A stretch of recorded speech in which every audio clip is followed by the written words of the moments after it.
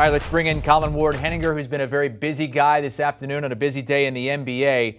Look, it's all great. You got a guy who just became an all-star and who is starting to blossom, but what about the price that Atlanta had to pay for Dejounte Murray? Yeah, this is a huge price. I just saw the picks kept coming in as I was watching the notifications. This is kind of akin to what we saw in the Drew Holiday deal when he went to Milwaukee. That was, I believe, 2 firsts and 2 pick swaps.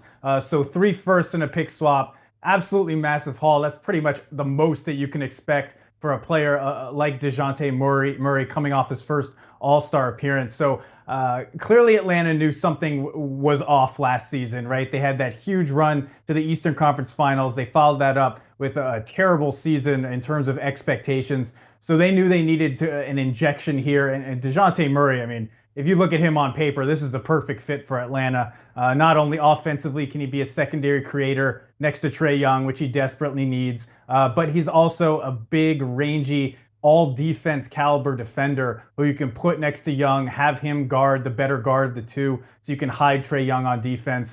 Absolutely makes a ton of sense for Atlanta. I see why they wanted him so badly, but yes, that is a massive, massive price to pay. What has Murray done over the last few years to become an all-star? Because, I mean, 6th year in the league now. He was a first-round pick 6 years ago, and now an all-star for a team that kind of fell off the radar over the last few years with the Spurs kind of toiling around play-in game range.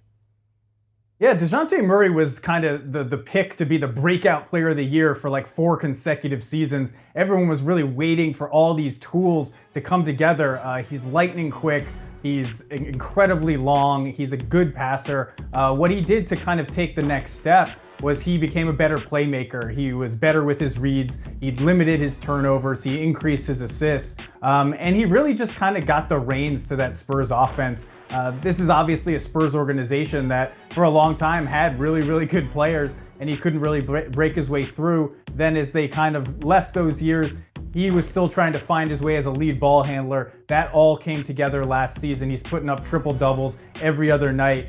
You don't expect him to probably do that in Atlanta just because he won't have the ball in his hands as much, so the numbers may go down, but he really profiles as a good role player, secondary guy next to Trae Young. So I think you may not see the numbers increase for Dejounte Murray. He may not make the All-Star team next season in the Eastern Conference, but he's going to be a very, very good player that will contribute to winning. I think we had the odds earlier on CBS Sports HQ to win the East, and there were 4 or 5 teams that were kind of head and shoulders above the rest. I mean, teams that you would expect to be there, like the Celtics, like the Sixers, like the Bucks, who have won an NBA championship. The Hawks were kind of on that next rung down, a team that could make the playoffs but wasn't really considered a contender in conference play. That's why they're on the right side of the screen at 25-1, along with the Bulls and the Raptors. But those odds were before this trade.